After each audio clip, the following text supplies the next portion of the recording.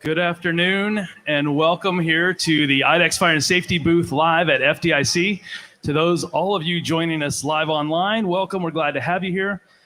We have got an incredible group of panelists here to talk a little bit about going against the grain in the fire service. And I want to welcome you all here today, live and in person, as well as those online again. Stay tuned for all you online. There are additional presentations from IDEX Fire and Safety throughout the day. You can find them on all our social media pages, and we're glad you guys are here.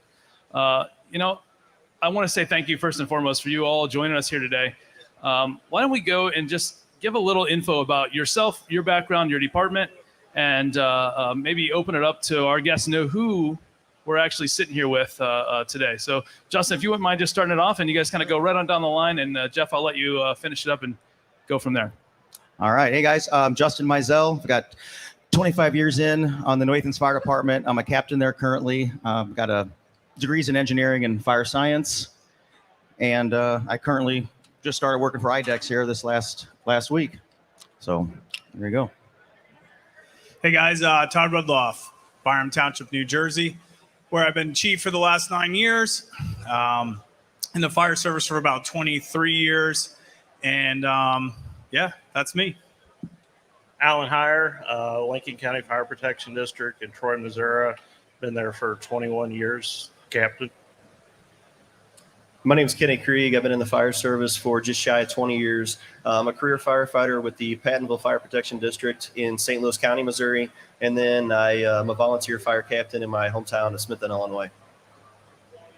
Jeff Van Meter. I am the product manager for SAM and Pumps. I've been with Hell for 15 years.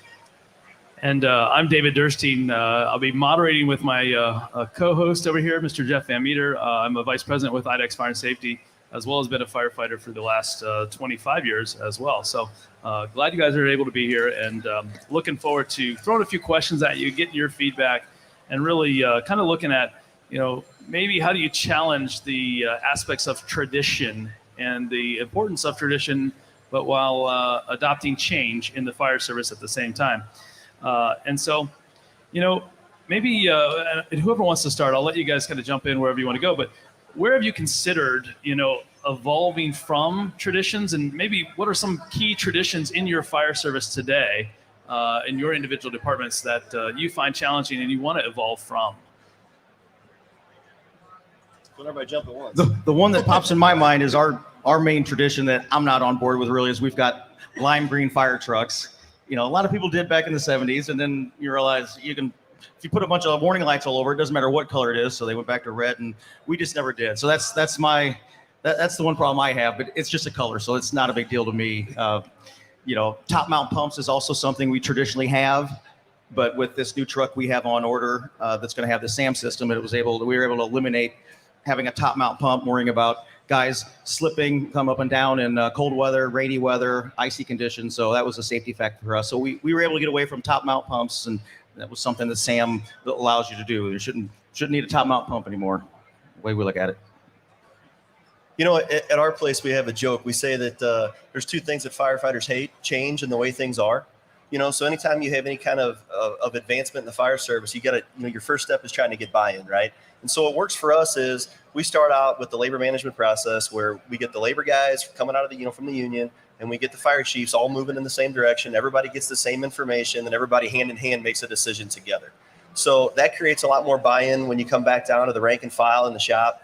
And then to that same end, anybody at any rank, at any level of their tenure in the fire service, you can bring an idea up, and you can pitch it to our labor management team as to why it's a beneficial or progressive thing, and it's going to get the same attention that if the fire chief or the shop steward brings it up. So for us, switching from a traditional pump panel to a SAM smart truck was a big move for us.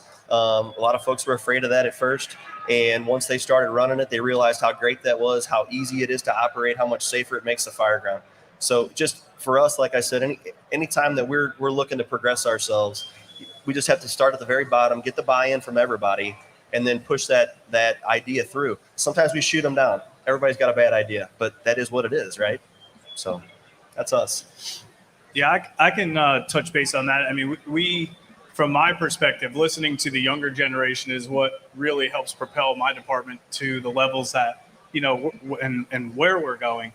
They're the ones who are doing the research, probably more than we are. And being able to take a step back from the chief's position and say, you know what, we do have to change. And, I echo the same thing. It's the worst word in the fire service is the word change.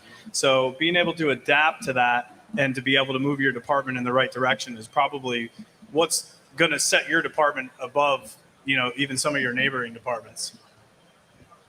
I think one thing that jumped out at me, when you get to pumping water, we had traditionally always had a 150-foot pre-connect and a 200-foot pre-connect. Nobody knows why. I ask everybody. That's just the way we've always done it. But people would pump one or the other and either under pump or over pump the other line because of the different lengths. They would never associate what they need to pump with the length of hose. They would just pump one or the other. So that was one of our big traditions that nobody even had an answer for.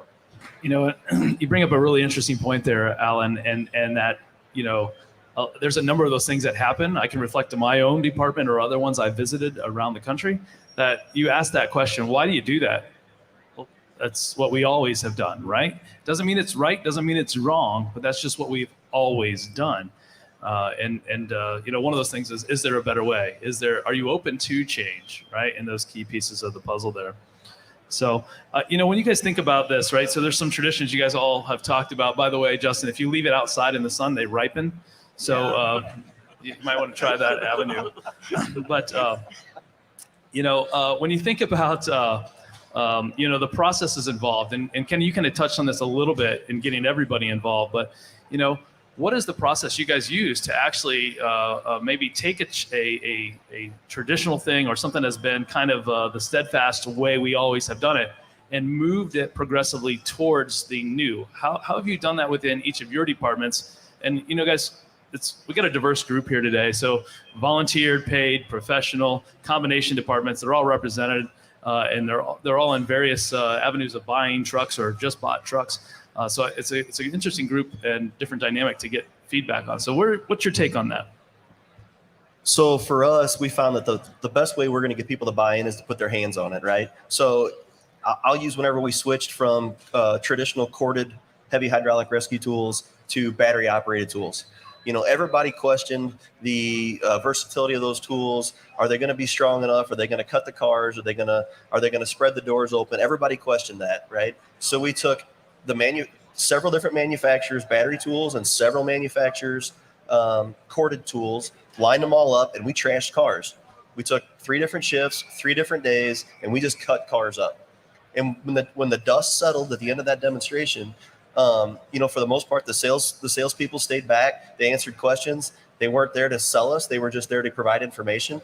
And we just allowed our folks to experience it for themselves. So, when you get that idea that you pitch to them, there's a little bit of pushback because they heard this or they heard that or they read this or so-and-so at the other department told them that their cousin twice removed told them this, So then they put their hands on it and they go, well, this isn't so bad, and ultimately now we've got battery-powered hydraulic tools on all of our companies because we've just gradually got that buy-in from the department. We had a pretty nasty car wreck on Christmas Day last year. 2 companies were there. My company's got battery-powered rescue tools. The other company's got traditional corded tools. The other company was first in, right? So for the extrication portion that took part later in the game, let's just say it wasn't under as much of a sense of urgency because of the circumstances at hand. They used the battery-powered tools instead of using their own tools because they're more versatile. They're more, you can get around easier with them. So you develop that buy-in to where, for us, then our people start to take the tools off of this truck because they like them better than what's on their own company if they have that opportunity. And gradually we outfit all the trucks the same as the funding becomes available. Yeah, so one of the things that struck me is earlier you were talking about the labor management team that you guys have. So it seems like to get past that hump, you actually included the entire department in it to get a buy-in on the electric tools. Yeah, so our labor management team, I mean, there's no, you don't get that. We don't have that department where the fire chief makes all the decisions and the rank and file just have to apply those decisions every day.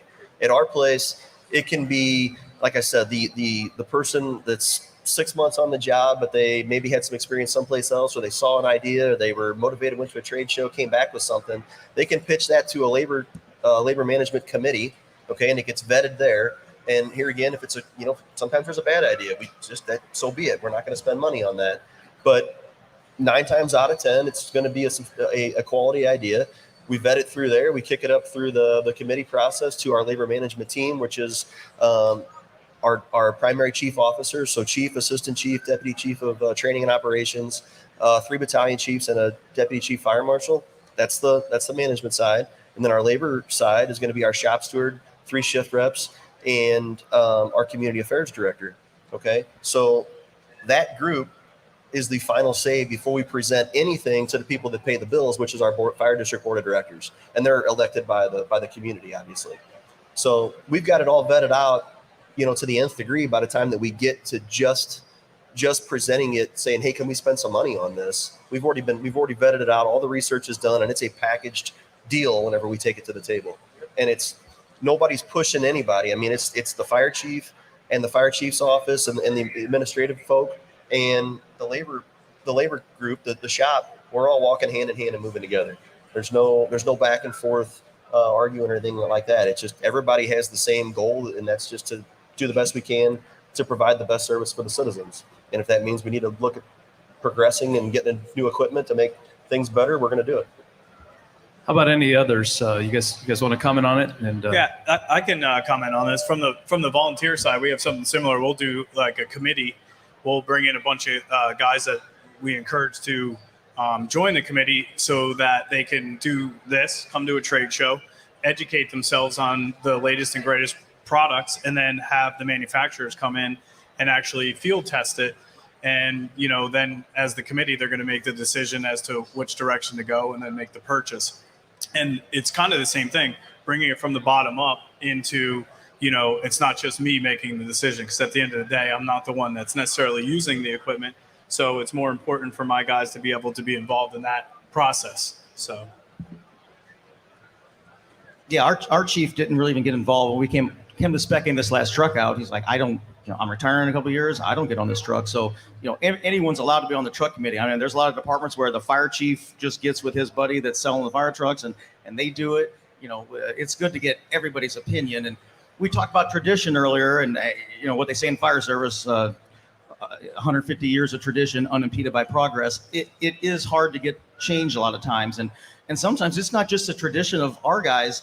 We were having issues with even our dealer, something like the SAM system that's an unknown. They like to go in and try to guide you to what they think you ought to get, and sometimes they think they know better than what you want. And we had that happen, and we had most of our guys talked out of this SAM system just because this dealer, had no idea what it was.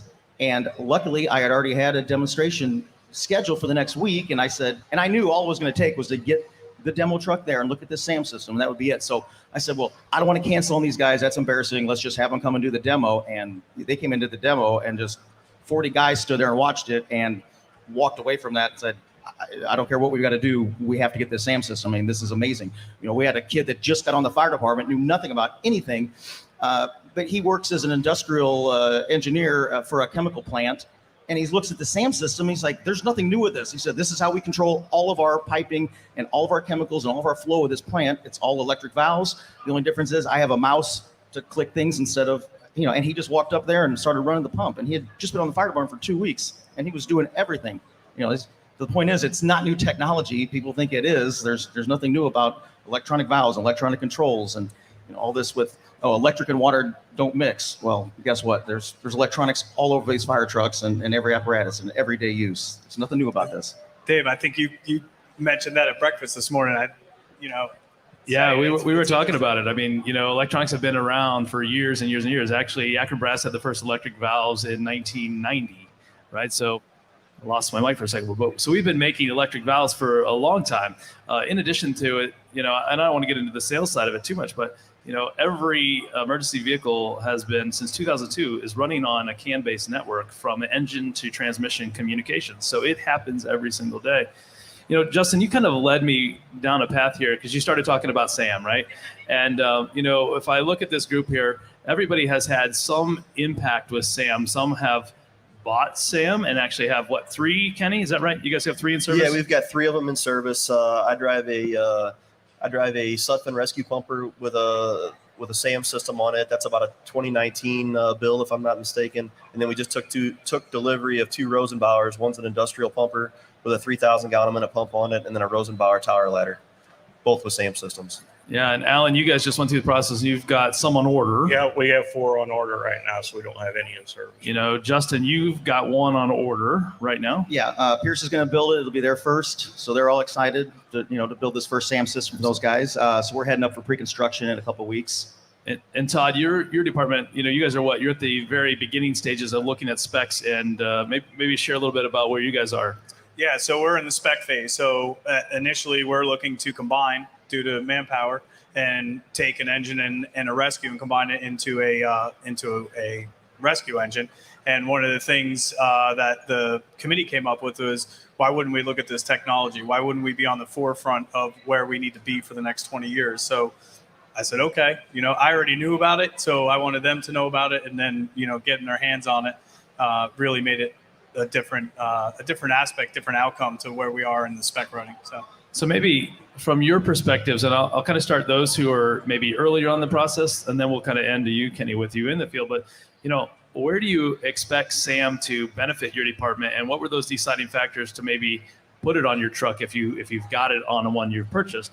And then maybe Kenny, when we get to you, how has it benefited the department? What did you think it was going to do, and how has it changed your department from there as well? So I'll let you guys kind of take it from there, and maybe we'll start.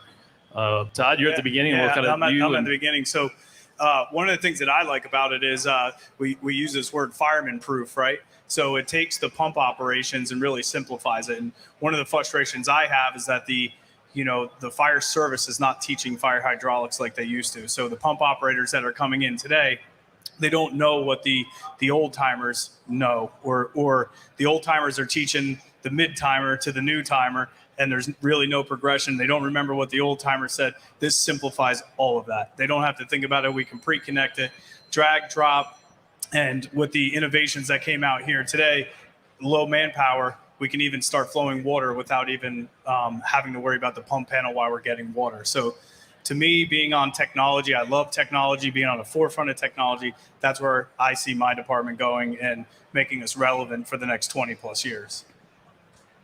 I think, I can echo most of what he said. We've had a little more of, because this all started kind of in our area, well, specifically him, but so we've beat it up over the kitchen table for several years before we got to the point where we could order trucks. So a lot of the discussions had taken place prior to our speccing process. We were kind of pretty much already set on this is what we want to do before we got the ability to spec the truck. So yeah, I know one of the things we talked about earlier too was your line differential. So one line's 150, one's 200. Well, you would always have somebody either under or over pumping a line, where Sam kind of solves that problem Right. too for you, right? Yep. Yeah, and we had talked about a lot of those issues, and this seems like the very best solution to not have those problems in the future. So I think it'll solve a lot of problems for us. Yeah, it's like you said, Kenny and I actually were on a fire a couple of weeks ago, and there was multiple hand lines off. There was, booster lines, 1.5 lines, 2.5 lines. We were drafting, a lot of stuff going on. The engineer, we're volunteer. We're running a couple fires a month. You just don't get used to that stuff. And all of a sudden he's up there just frustrated, forgetting to set, pressure governors and everything. And guys are shutting down lines. And one of the hoses slapped a guy up against the, hit his leg up against the side of the truck because he forgot to do something. This Sam was going to just take all that out of the way. And kids these days, these young guys, they don't know anything about mechanics anymore. It's all about electronics. These guys, that's their whole life. It's just be so simple for these guys to run a truck now. We have 40 guys. There's 3 guys I can think of that feel okay getting behind the wheel of the truck and driving because they don't feel comfortable enough with all this going on and all these valves and running everything, this is going to eliminate that. We're going to have 40 engineers, the way I look at this. Anybody's going to want to and be able to drive these trucks and make it a lot easier. You know, I get nervous sitting there on a daytime call in a small town like ours, wondering, you know, is a guy going to show up that's going to be an engineer, or am I going to have to get out of the captain's seat and go drive the truck? It's going to eliminate that. You know, Justin, you mentioned earlier too, though, that you guys were a top mount department. You guys used all top mount pumps. Why did you use top mount? What's the benefit of the top mount, or what was the, maybe it's just tradition, but what, or was it safety? What was the reason of you utilizing a top mount at your department? Probably because that's how we've always done it. It's just one of those things, really. And no, and actually, okay, I was hitting on earlier about tradition and how sometimes the dealers will actually drive that. So 25 years ago, the dealer, he had a cookie cutter truck designed, and it was a top mount pump, and he sold it to, you know, there's about 8 of these in our area right now. They're all the exact truck. It was everyone's first custom cab truck. You know, we all had commercial cabs with front mount pumps on them. So this was everyone's first, and that's what happened. He was like, hey, I know what you need. Here it is. And he sold everyone this truck. So then everyone just started going to top mount pumps because the dealer drove it, because we didn't know any better. And that's how we ended up with them. Yeah, exactly. And I was going to tag on that. We had everything. We've had side mount, top mount, rear mount. You know, it's just everything seemed inconvenient, so we'd get another truck and we'd try something different. The SAM solves that, because wherever the guy's comfortable at, he can operate it there. Yeah, and that's a big piece, right? I don't have to be standing in the lane of traffic anymore. I can get to the opposite side of the truck. I can be in a more safe position there, right? You know, I can actually have better visibility on the fireground. Jeff, you had a comment there? Yeah, I was just going to say, one of the other things is you're not climbing up and down on the truck, so you don't have this slip factor coming in.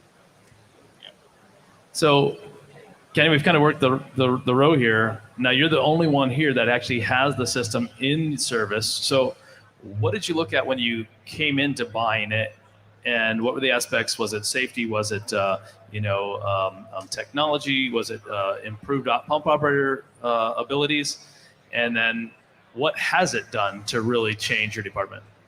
So I'll admit, whenever I first saw the SAM concept, what I thought it was doing was taking a traditional pump panel with all your pull levers and pull valves and just putting it on a tablet, to where instead of having manual valves that you're going to push and pull, that you're swiping now. So nothing's different other than the user interface. That's what I thought was coming.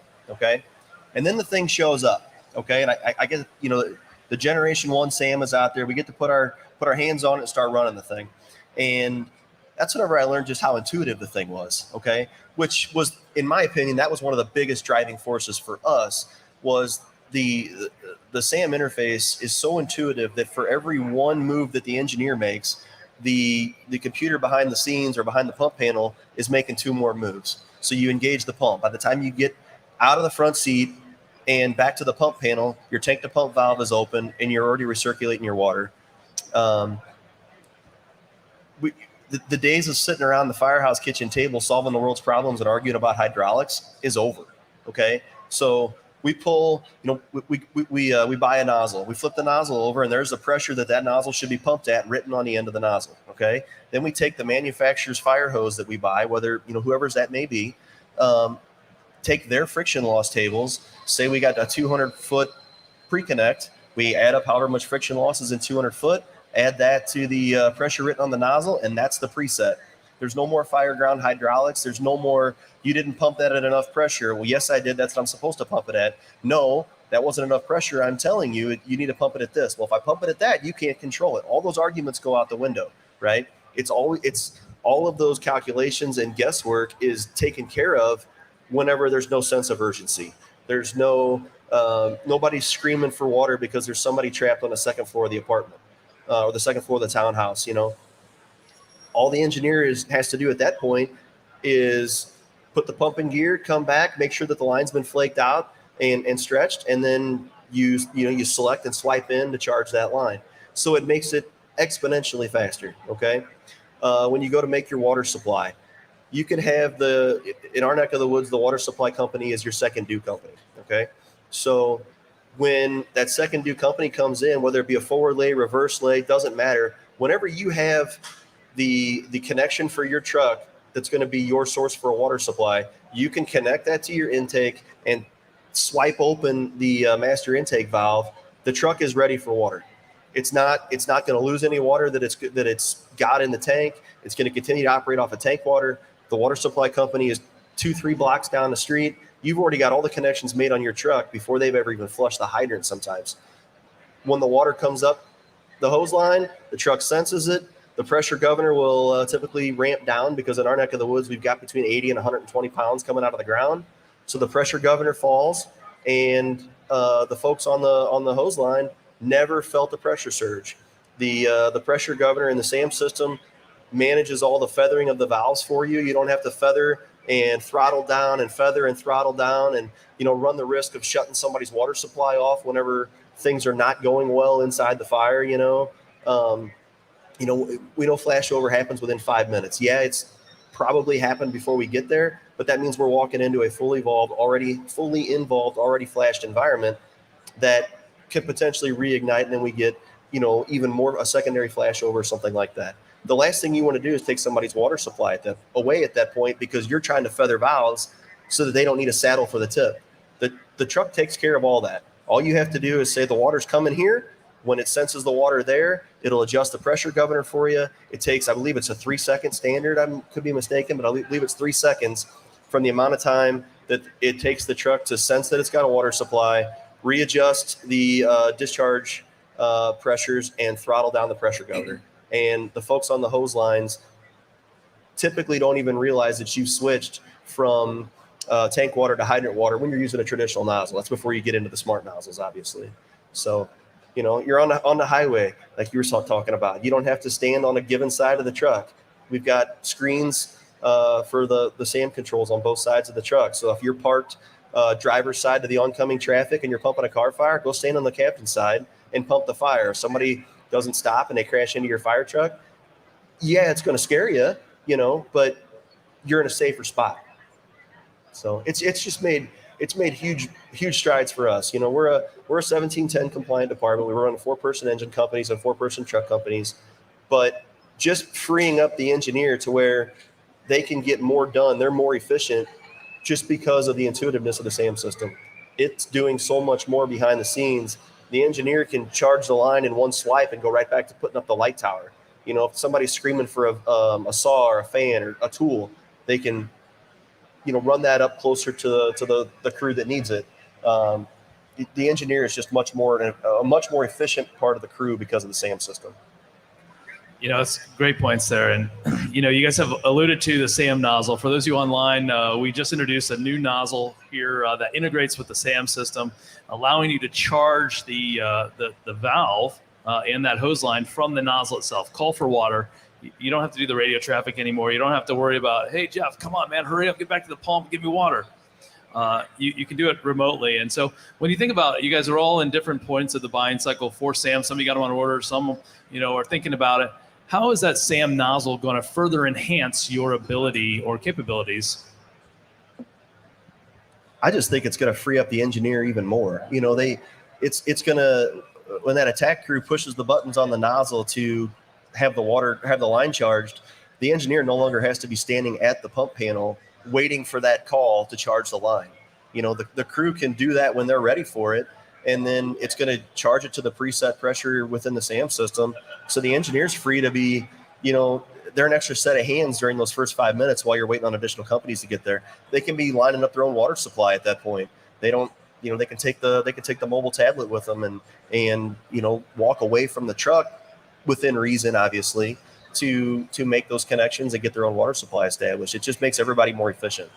Yeah, I can't think of how many times there's so much radio traffic in the first 5 minutes of a scene. You've got trucks coming in asking where to be placed and everything, and I'm on the end of the nozzle, and I'm on the end of the line trying to, hey, charge the line, we're ready, and I'm getting walked all over, or the engineer's off the truck, he's trying to help, make the hydrant because he's the only guy there. This is going to take away all that. Yeah, this is new to me. I just saw it here yesterday, but I haven't told the guys back home yet, but that we're going to be buying some of these nozzles, but this is it.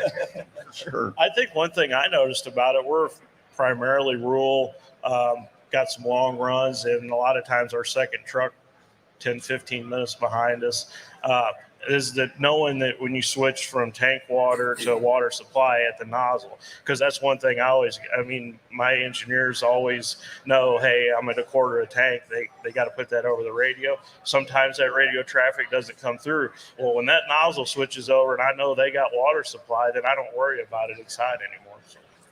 From my standpoint, I see it, the 10 a.m., 11 a.m. Tuesday morning structure fire in a volunteer organization, we don't know who's coming out, right? So if it's a 3-man engine crew that's going in and the next engine or tanker in tender, whatever we're going to call it in the industry, is coming in, it allows our drivers to actually coordinate together with the water and let the nozzle crew actually start the flow and fire attack, right?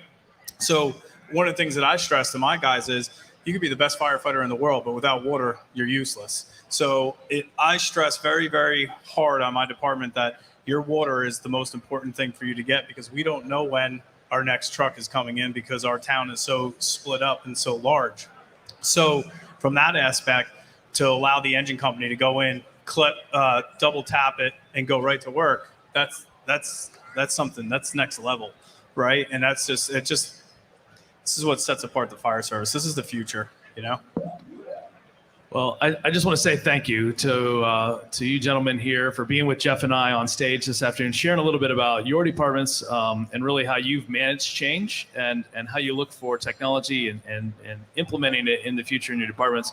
I wish you all the best of luck. I hope you enjoy your time here at FDIC. For those of you joining online, if you want to find more information out about the SAM system or the smart nozzle, go to samflows.com or idexfireandsafety.com and find more. You can also check us out on our social sites as well.